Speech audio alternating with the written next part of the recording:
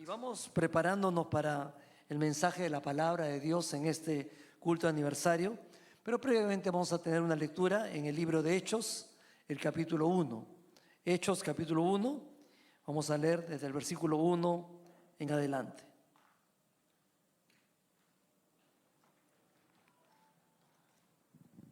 Está saliendo en la pantalla también para aquellos que quieran leerlo en la versión que vamos a usar a continuación.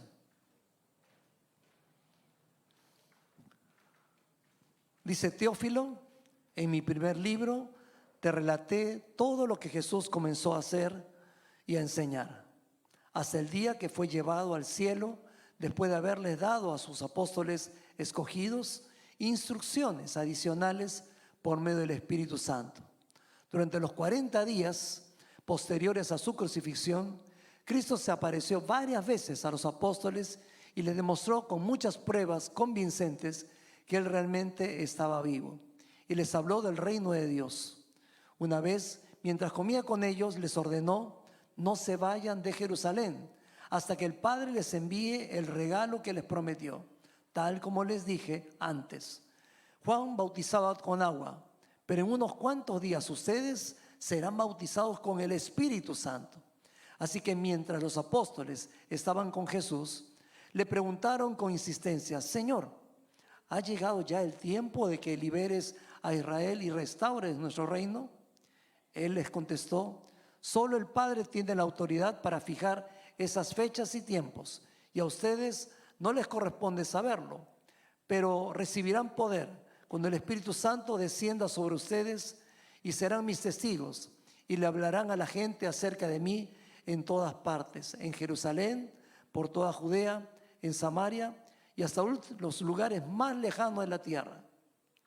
Después de decir esto, Jesús fue levantado en una nube mientras ellos observaban, hasta que ya no pudieron verlo.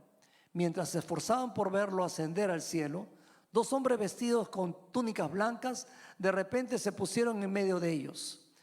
Hombres de Galilea, les dijeron, ¿por qué están aquí parados mirando al cielo? Jesús fue tomado de entre ustedes y llevado al cielo, pero un día volverá del cielo de la misma manera en que lo vieron irse. Hasta ahí la lectura de la palabra del Señor.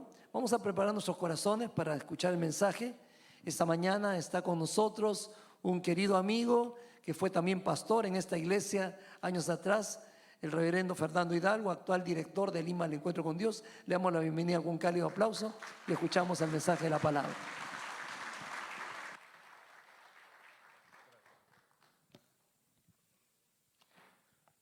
Muy buenos días, amados hermanos.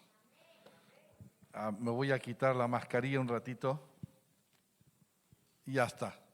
Así me pueden reconocer, ¿no es cierto?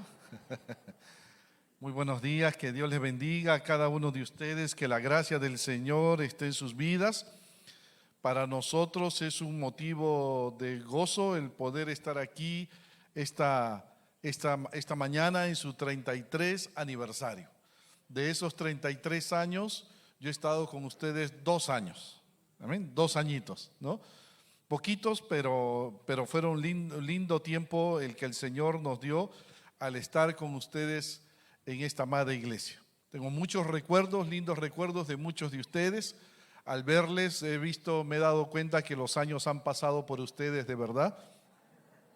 Bueno, por los hermanos que me acuerdo, algunos que me acuerdo. Por ustedes han pasado los años, por mí casi, ¿no? No tanto, pero eso es la vida, es la ley de la vida, ¿no es cierto? Es la ley de la vida.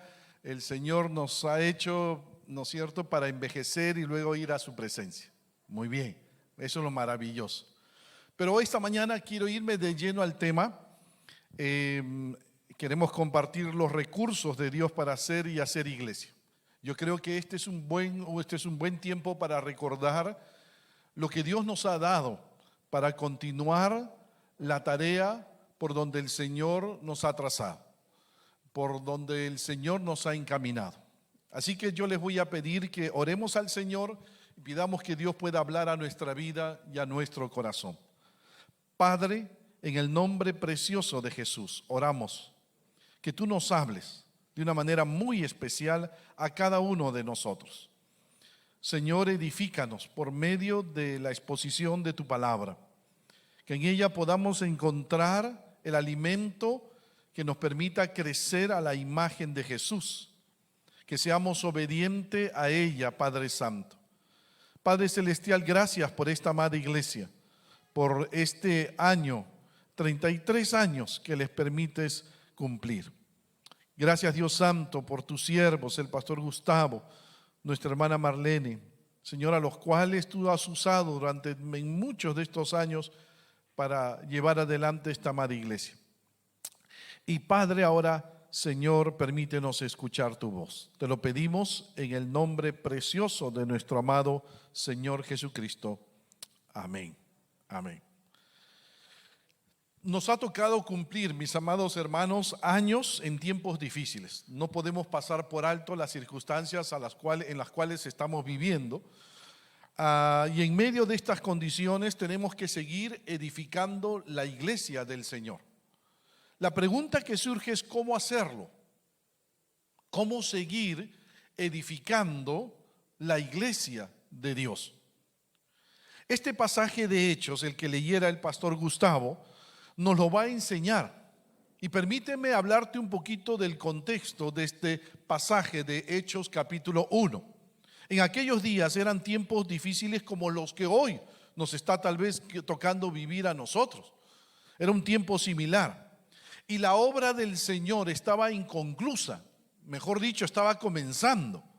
El Señor había logrado la salvación de todos nosotros cuando murió en la cruz y resucitó de la tumba, pero esta obra salvadora debía darse a conocer a todo el mundo.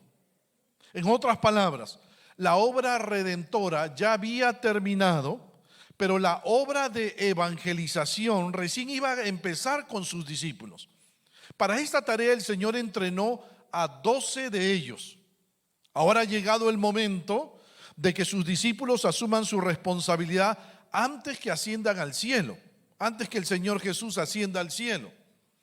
La pregunta que surge: ¿estaban los discípulos del Señor Jesús listos para tan grande responsabilidad? Desde el punto de vista humano, déjenme decirles que no estaban listos. ¿Por qué? En primer lugar, porque la fe de los discípulos era muy débil. Es lo primero que encontramos. En más de una oportunidad el Señor les había dicho, como por ejemplo en Mateo 8:26, ¿por qué teméis, hombres de poca fe? La fe de aquellos discípulos era muy débil. En segundo lugar, porque la vida de oración de los discípulos era muy pobre. El Señor Jesús les había dicho que oraran antes que vengan a arrestarlo. Pero ¿qué pasó? Nos dice la Biblia en Mateo 26, vino entonces a los discípulos y los halló durmiendo y dijo a Pedro: ¿Con que no pudisteis velar una hora conmigo? Velad y orad para que no entréis en tentación. No solamente su vida de oración era muy pobre, sino también los discípulos no fueron muy leales para con su Señor. En medio del arresto, Pedro traicionó al Señor Jesús. Cuando le dijeron que había estado con él, ¿qué dijo Pedro? ¿Recuerdan? En Mateo 26:74, no conozco al hombre. Y no solo Pedro. Al final, cuando el Señor Jesús fue crucificado, nos dice la Biblia en Mateo 26, entonces todos los discípulos, dejándole, huyeron. O sea, los discípulos no fueron muy leales para con el Señor Jesús. En cuarto lugar, porque los discípulos ante el peligro se escondieron.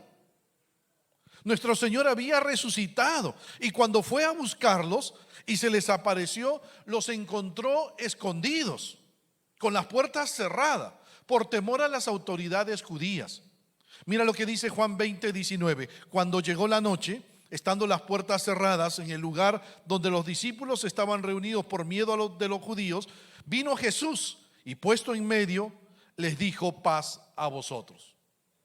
Ahora noten, mis amados hermanos, fe débil, pobre vida de oración, desleales, cobardes, Realmente los discípulos no estaban preparados. Pero hay algo que tú y yo siempre debemos recordar, mi amado hermano. Hay algo que tú y yo siempre debemos recordar.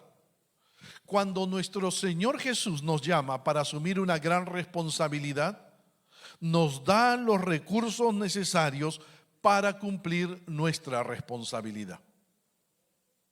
No lo olvides, por favor. Cuando el Señor Jesús nos llama para asumir una gran responsabilidad, nos da los recursos necesarios para cumplir esa responsabilidad. Fue gracias a esos recursos que los discípulos del Señor llegaron a ser y a hacer iglesia en tiempos adversos y se convirtieron en aquellos que trastornaron el mundo entero. Hechos 17:6. ¿Notas el cambio? ¿Cómo es que los discípulos de todas las deficiencias que tuvieron después se transformaron en aquellos que trastornaron el mundo entero? Gracias a los recursos que el Señor Jesús les dio. Sin estos recursos, ni ustedes, mis hermanos, ni yo podríamos ser ni hacer iglesia en estos tiempos difíciles que nos ha tocado vivir. Ahora, ¿cuáles son esos recursos que Jesús les dio para hacer y hacer iglesia en tiempos adversos? Son 5 recursos, permítamelo. Escríbelo, compártelo. Te va a ser de bendición para tu vida como lo ha sido para mi vida. Y que debemos recordar estos 5 recursos hoy que cumplimos 33 años a fin de seguir siendo y haciendo iglesia en tiempos adversos. Primer recurso, Jesús les dio el mensaje. El primer recurso que el Señor Jesús le dio a sus discípulos fue el mensaje. Ahora, permíteme comenzar con esta pregunta, ya que estamos a punto de comenzar una conferencia misionera. ¿Qué son las misiones? Misiones no es enviar misioneros. Misiones es enviar el mensaje de Jesús por medio de los misioneros. ¿Notas, mi amado hermano? Misiones es enviar el mensaje de Jesús por medio de los misioneros. En misiones lo más importante es el mensaje del Evangelio. ¿Por qué? Porque solo el Evangelio, dice Romanos 1:16, es poder de Dios para salvación. Notas que en ningún pasaje de la Biblia dice que el misionero es poder de Dios para salvación. No es el misionero, es el Evangelio, es la palabra de Dios. El misionero no transforma a nadie, mis amados hermanos. Lo que transforma una vida es el Evangelio de nuestro Señor Jesucristo. Ahora, ¿y el Evangelio de qué habla, pastor? El Evangelio habla de nuestro Señor Jesús y de la obra redentora que Él llevó a cabo en la cruz del Calvario. Y Lucas escribió acerca del Evangelio en su primer tratado, en su primer libro. Por eso es que Lucas empieza el libro de Hechos de esta manera, versículo 1 y 2. En el primer tratado, oh Teófilo, Lucas le escribe a su amigo Teófilo, hablé acerca de todas las cosas que Jesús comenzó a hacer y a enseñar hasta el día en que fue recibido arriba, después de haber dado mandamientos por el Espíritu Santo a los apóstoles que había escogido. Ahora, nota, mi hermano, Lucas escribió del Evangelio. ¿Y qué es el Evangelio? Versículo 1 y 2. Todas las cosas que Jesús comenzó a hacer y a enseñar hasta el día en que fue recibido arriba. Ese es el Evangelio. La obra de redentora de nuestro Señor Jesucristo.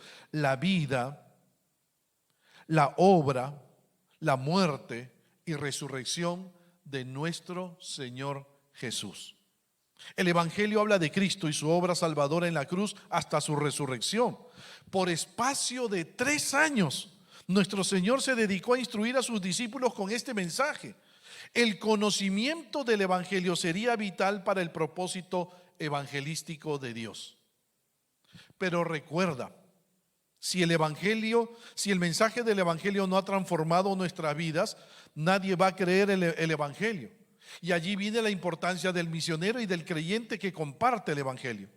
Por eso el Señor Jesús siguió dándoles, dice en el versículo 2, mandamientos por el Espíritu Santo a los apóstoles que había escogido. El Señor Jesús siguió dándoles mandamientos a sus discípulos. ¿Para qué? Para que obedezcan el Evangelio, para que vivan el Evangelio, de tal manera que la proclamación del Evangelio sea eficaz y muchos más conozcan de Jesús. Porque la predicación del Evangelio con una vida transformada, eso hace más creíble el mensaje de la palabra. Pero si tú predicas un Evangelio que no ha transformado tu vida, entonces nadie te va a creer ese Evangelio. Porque simplemente no van a ver, pero si tú me predicas algo que transforma y no te ha transformado a ti, ¿cómo esperas que yo crea en el Evangelio? ¿Notan la importancia de que el Evangelio transforme nuestra vida? Por eso el Señor Jesús le seguía dando mandamientos por el Espíritu Santo. El mensaje es vital. Ese es el primer recurso. El segundo recurso, Jesús les dio de su presencia. El segundo recurso que les dio el Señor Jesús les dio de su presencia. Ahora, mi amado hermano, préstame toda tu atención. No basta con el mensaje correcto si no tenemos la confianza correcta. Escúchame bien. No basta con el mensaje correcto si no tenemos la confianza correcta. Anunciar a un Cristo muerto no los ayudaría a enfrentar la cárcel ni el martirio. Así que ellos debían tener la certeza de que el que les dio el mensaje estaba vivo, y esa seguridad les daría la suficiente confianza para predicar, para vivir, para sufrir por el Evangelio. Por eso es que el Señor Jesús buscó todas las oportunidades posibles para aparecérseles a sus discípulos. Nota bien, mi hermano, aparecérseles vivo. Por eso dice Hechos en el versículo 3, en el pasaje leído, a quienes también, después de haber padecido, se presentó vivo, con muchas pruebas indubitables, apareciéndoseles durante 40 días y hablándoles acerca del reino de Dios. ¿Notas, mi hermano, que durante más de 40 días el Señor Jesús se le aparecía a sus discípulos? Entró al aposento alto aun cuando las puertas estaban cerradas. Jesús les mostró sus heridas. Jesús comió con ellos, bebió con ellos. Pero para ser más convincente, el Señor Jesús nos dice el versículo 3, apareciéndoseles durante 40 días. El resultado final de estas apariciones fue que los apóstoles se convencieron absolutamente de la realidad de la resurrección física de Jesús. Si el Señor Jesús se le hubiera aparecido a sus discípulos una sola vez, 2 veces, quizás eso no les hubiera dado la certeza, la confianza de que el Señor Jesús había resucitado. Por eso se les apareció en varias ocasiones por más de 40 días. Es decir, el mensaje de cómo Jesús establece y le dio la seguridad, la confianza para predicar el Evangelio en todo el mundo antiguo. Y durante esos 40 días Jesús les habló, en el versículo 3 dice, acerca del reino de Dios. Es decir, el mensaje de cómo Jesús establece su reino espiritual en nuestras vidas cuando creemos en Él. Cuando una persona se convierte, viene Cristo a su corazón y Cristo establece su reino en la vida de esa persona. Por eso nosotros somos del reino de Dios y no del reino del pecado, ya no. Pero también habrá un reino físico al final de los tiempos, cuando Cristo reine físicamente desde Israel sobre todo el mundo por espacio de 1000 años. Tú lo lees esto al final del libro de Apocalipsis. Los discípulos quisieron adelantar ese reino físico con el fin de verse libres del imperio romano. Por eso le preguntaron al Señor en el versículo 6, ¿restaurarás el reino de Israel en este tiempo? Pero Cristo tenía otros planes para sus discípulos. Por eso les dijo en el versículo 7, no os toca a vosotros saber los tiempos o las sazones que el Padre puso en su sola potestad, como diciendo, por ahora no se preocupen de los tiempos finales. Preocúpense en dar a conocer el evangelio de salvación a todas las naciones. Esa fue la razón por la cual se les apareció por más de 40 días, a fin de darles la confianza de su presencia. Él estaría con ellos hasta el fin del mundo. El hecho de saber, mis amados hermanos, que la presencia de Cristo está aquí en estos momentos, nos da confianza, nos debe dar confianza y tranquilidad. Tres, Jesús les dio el poder, el tercer recurso que Jesús les dio. Jesús les dio el poder. Después de recibir su mensaje y la certeza de su resurrección, los discípulos podían verse tentados. Mira lo que podían verse tentados los discípulos, a suponer que ya estaban listos para servir al Señor en sus propias fuerzas, en sus propios talentos, en sus propias capacidades, habilidades. Y eso sería un grave error.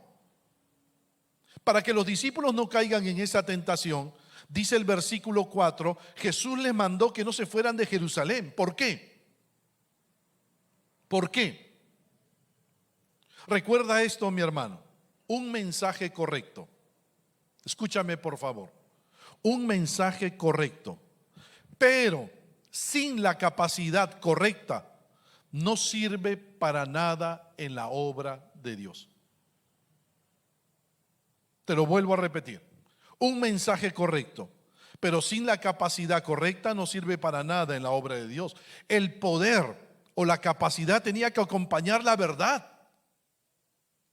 Jesús no solo quería un equipo motivado, sino también quería un equipo capacitado por Dios para la misión. Necesitaban el poder sobrenatural de Dios para sus vidas. Por eso les mandó en el versículo 4 que no se fueran de Jerusalén, sino que esperasen la promesa del Padre. ¿Cuál era la promesa del Padre? La promesa de que el Espíritu Santo vendría a morar en sus corazones. Jesús les dijo en Juan 14:17, el Espíritu de verdad mora con vosotros y estará en vosotros.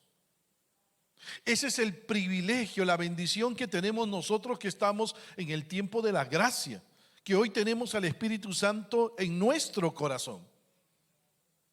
No olvides que en el antiguo pacto o dispensación el Espíritu Santo venía y se iba. Y cuando venía era solo para capacitar para una tarea. No nos ayudaba, no les ayudaba para una vida moral recta. Pero en la nueva dispensación o en el nuevo pacto, el Espíritu Santo vendría a quedarse y moraría permanentemente en la vida de los creyentes con el fin de capacitarlos para vivir vidas santas y servir en la obra del Señor. Por eso es que Jesús les dijo a sus discípulos, versículo 5, seréis bautizados con el Espíritu Santo dentro de no muchos días. Ahora, ¿por qué aún no tenían el Espíritu? Esa es la pregunta.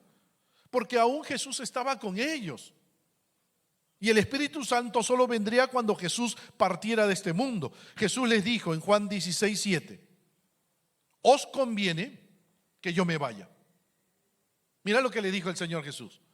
Os conviene que yo me vaya. Porque si no me fuere, el Consolador no vendría a vosotros. Mas si me fuere, os lo enviaré. La presencia, la guía y el poder del Espíritu Santo eran absolutamente esenciales para que los discípulos del Señor fueran eficaces para la tarea de la evangelización del mundo. Por eso es que Jesús les dijo, versículo 8, pero recibiréis, ¿qué cosa? Recibiréis poder cuando haya venido sobre vosotros el Espíritu Santo. La palabra poder, mi hermano, viene de la palabra griega dunamis, de donde deriva la palabra castellana dinamita. El Espíritu Santo vendría a darnos dinamita espiritual. Eso vendría a darnos el Espíritu Santo, dinamita espiritual. Nota bien, cuando Él tomara control de nuestras vidas, a fin de potenciar nuestros dones, nuestros talentos para servir al Señor. Sin el poder del Espíritu Santo, nadie podrá servir de manera eficaz al Señor. Sin el Espíritu Santo, nadie. ¿Podrás tener un buen mensaje, mi hermano? Por internet, fibra óptica, la mejor plataforma de Zoom, la mejor cámara filmadora, la mejor oratoria, pero si no tienes el poder del Espíritu Santo, no sirves para nada. Porque el Espíritu Santo te da una capacidad sobrenatural. Yo puedo ser un buen maestro. ¿Sabías eso? Yo puedo ser un buen maestro y pararme en una clase y dar una clase bíblica y tú me puedes decir, qué bien enseña el pastor. Pero si yo no estoy capaz, no doy esa clase capacitado por el Espíritu, con poder espiritual dunamis, esa clase no va a influenciar en tu vida. No va a influenciar en tu vida. Pero cuando yo dé una clase con poder espiritual, poder sobrenatural, el mensaje de la enseñanza llegará a tu vida y va a influenciar en tu vida. Yo puedo cantar aquí adelante, mi hermano, lindo. Y tú me puedes decir, qué lindo canta este hermano. Pero si yo no canto en el poder del Espíritu Santo, esa canción que yo cante no va a influenciar en la vida de ningún hermano. Esa letra de esa canción no va a influenciar en nuestra vida. Pero cuando me pare aquí y cante en el poder, en la capacidad del Espíritu, en el dunamis espiritual, entonces voy a poder influenciar en la vida de mis hermanos y podré hacer que mis hermanos alaben y adoren al Señor. ¿Notas, mi hermano? Deja que el Espíritu Santo tome control de tu vida a fin de que te capacite con dinamita espiritual y tus dones, talentos y capacidades se repotencien de tal manera que produzcamos cambio. Cambio. Jesús les dio el poder. El poder. Por eso es que los discípulos hicieron señales y prodigios. Hicieron señales y prodigios. 4, permíteme, Jesús les dio una misión. Voy avanzando. Jesús les dio una misión. El mensaje correcto, la confianza plena y la dinamita espiritual, pero sin una misión o propósito, sería como tener una pistola, pero solo de adorno. Jesús les dio una misión, versículo 8, me seréis testigos en Jerusalén, en toda Judea, en Samaria y hasta lo último de la tierra. El Señor no quiso entrar en especulaciones inútiles sobre el tiempo de la venida del reino físico de Dios. Los discípulos del Señor debían centrarse en el trabajo pendiente, ser testigos del Señor en un mundo perdido en el pecado. Ser un testigo significa haber visto algo y tener el deber de contarlo a otros. Eso es un testigo. Alguien que ha visto algo y tiene el deber de contarlo a los demás. En una corte de justicia, si sabes algo y no lo cuentas, puedes hacer daño. Si eres un testigo, tienes 3 deberes en una corte: contar lo que viste, oíste y sentiste. Eso es lo que tienes que hacer en una corte. Y esto es justamente lo que hicieron los discípulos. ¿Recuerdas lo que el apóstol Juan escribió? Primera de Juan, capítulo 1, versículo 1 y 2. Lo que era desde el principio, lo que hemos oído, lo que hemos visto con nuestros ojos, lo que hemos contemplado y palparon nuestras manos tocante al verbo de vida, hemos visto y testificamos y os anunciamos. Allí están todos los elementos de un testigo. Un testigo de Jesucristo es simplemente alguien que cuenta la verdad acerca de Él. Pedro vio con sus propios ojos su majestad, dice 2 de Pedro 1:16. Este fue el objetivo principal por el cual el Espíritu Santo los capacitó con dinamita espiritual para ser testigos.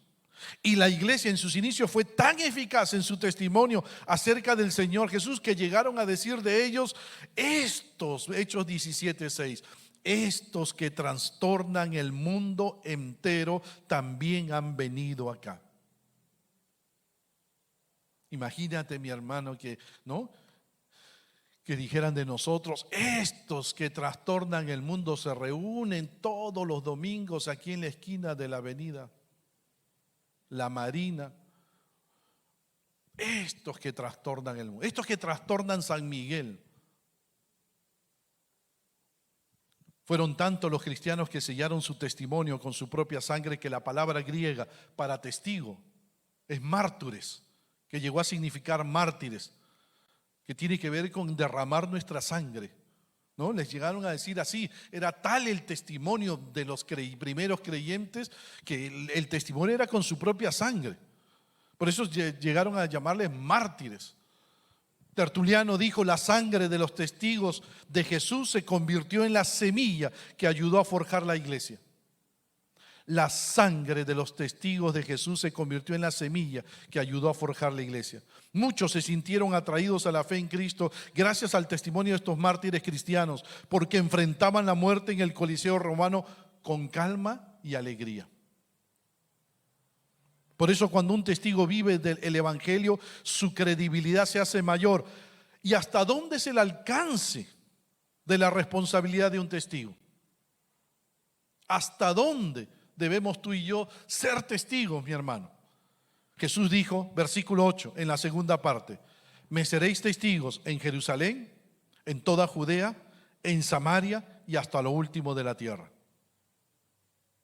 Y algo interesante, mi hermano, que de repente lo has escuchado.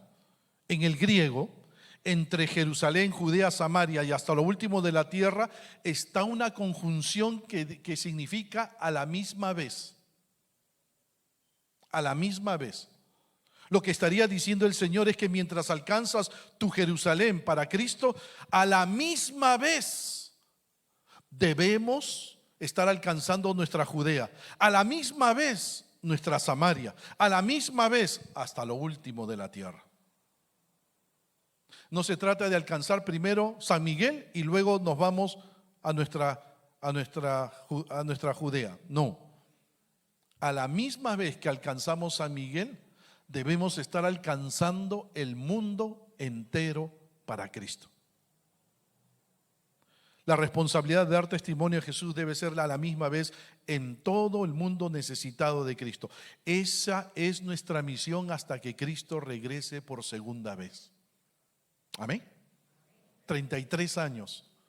33 años. Sigamos con la misión. Y 5, termino, mi hermano, perdóneme, Jesús les dio la motivación. El último recurso, Jesús les dio la motivación. Jesús les dio la motivación.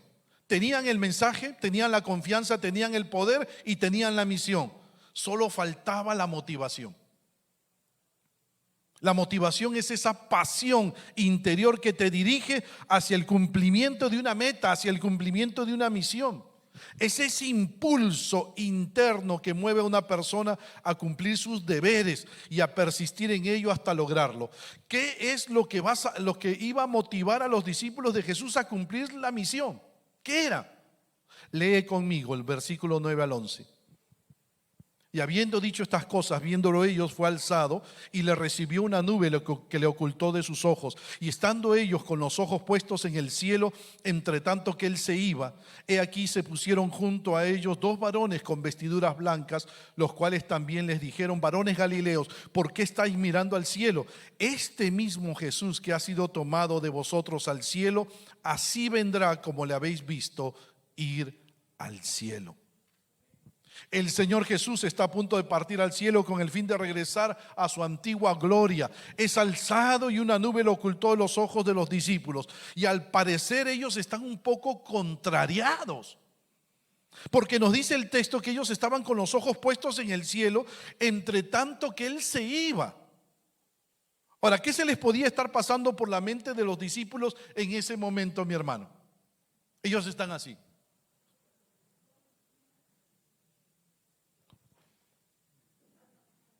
¿Qué se les podía pasar?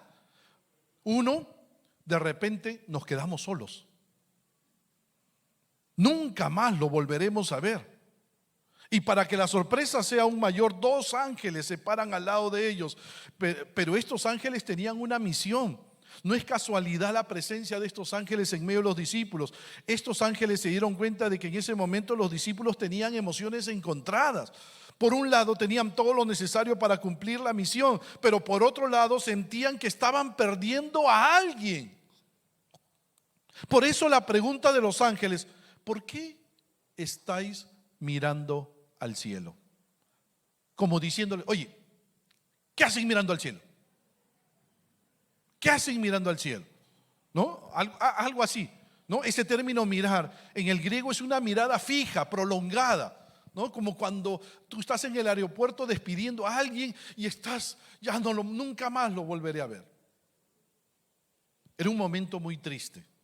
Y en ese momento de mayor tristeza, los ángeles le entregan a los discípulos aquello que les serviría de motivación para cumplir su misión. Versículo 11. Este mismo Jesús.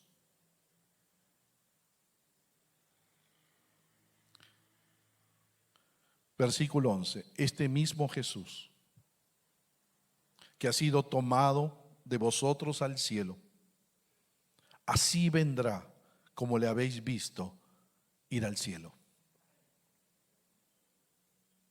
¿Saben qué le estaba diciendo los ángeles a los discípulos?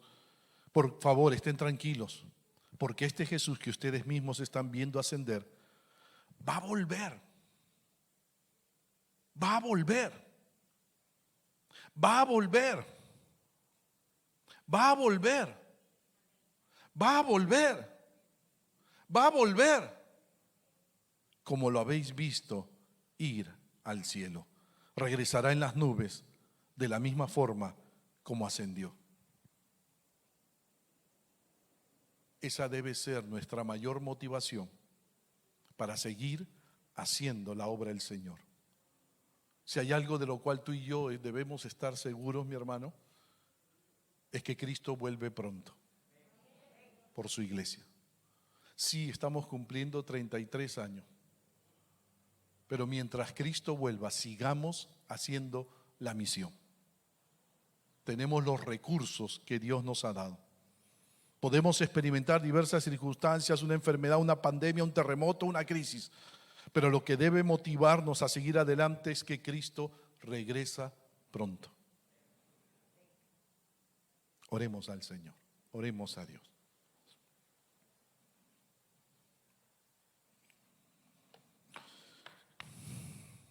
Bendito Señor, gracias te damos por tu palabra. Señor, cumplimos 33 años. Y las circunstancias que los discípulos experimentaron son las mismas quizás hoy para nosotros. Son tiempos difíciles. Pero tú nos has dado todo lo necesario, Dios, para hacer iglesia. Todo lo necesario. El mensaje, el poder, tu presencia, la motivación. Padre, que hagamos uso de estos recursos siempre. De tal manera que sigamos cumpliendo con tu misión, Señor, en la capacidad de tu Espíritu, recordando que tú vuelves pronto por nosotros. Gracias, Padre. Gracias, Dios, por habernos hablado con tu palabra. En Cristo Jesús te damos gracias. Amén.